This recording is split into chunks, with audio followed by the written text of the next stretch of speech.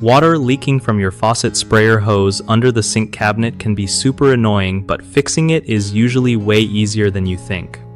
So, first thing, you want to check where exactly that leak is coming from. Most often, it's the hose connections getting loose over time, so grab a wrench and tighten those up gently.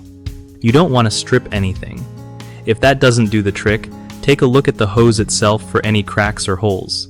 If you spot any, swapping it out is your best bet.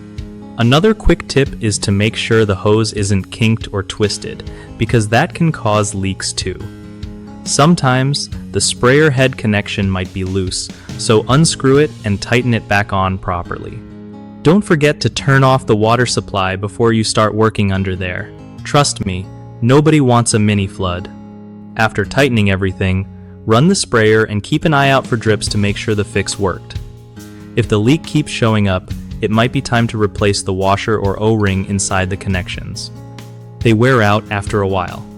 One of the biggest mistakes people make with faucet sprayer hose leaks is ignoring the problem until it gets worse, which can lead to water damage under your cabinet.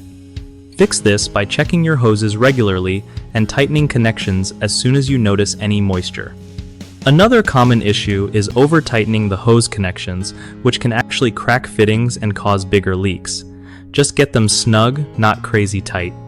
Lastly, folks often forget to turn off the water supply before messing around under the sink, leading to unexpected floods.